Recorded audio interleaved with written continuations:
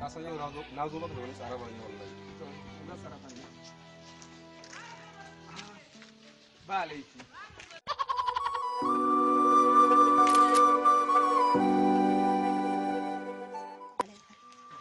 Lafiya kala gajiya. Ya jin daɗi. Wallahi kin san na ɗaura ko wannan aboki da mun ne. Dan yau zuwan na musamman ne. Na zo miki da surprise ba za ta ke nan. Ka ce to bari ɗan ba ku fili ba. Rayuwar da ke zama da ke madandani da ke zamu zauna. Amma ya yi kyau. Ai ba shi kaɗai na zo miki da shi ba, na zo miki kuma da fruit da kika fi so duka. Minti ɗaya. To shi kenan babu komai da. Ga wannan orange ne da banana. Saura kuma abu ɗaya. Gaskiya ni ina da kishi ba na so in ga kike tsaya da wani. Idan har kika tsaya da wani komai zai iya faruwa. Dan zan iya kashe mutum. Wallahi sai in kashe mutum. Waje mu karɓi wancan contract din kare wuce mu ko? Haka fa gaskiya kamata. To shikenan. Sai an jima. Bye.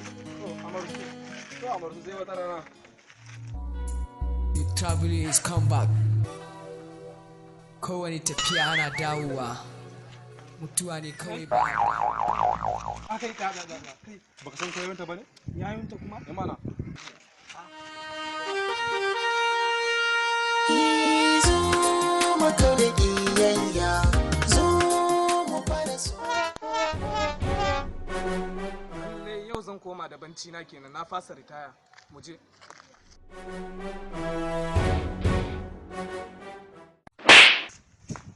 Waye shi? Waye ne shi? Ko tambaya ma kake waye ni? Eh? Dole zan tambaya mana kai waye? Kai waye? A human being. To, me ya kawo ka wurin ta? Mata ta ce. Matanka? Eh. Kina jin abin da ya faɗa? Shi ne mijin da zan aura ai. An ci ruwan ya zama ce, na ɗanɗana na ji ruwan goba ce. Kana ga fulawa langwashi? Amma wannan ta matsuka har salamu da siyasa. Da ba mu lemun mu kawai mu kama jama'a. Lemun da Allah ba mu lemun.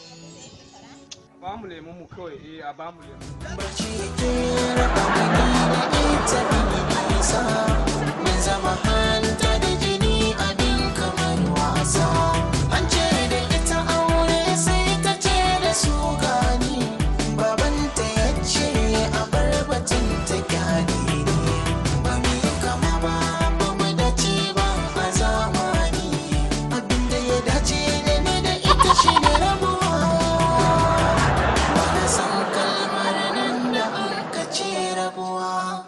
Tunda soyayya ta da ke akwai daɗi.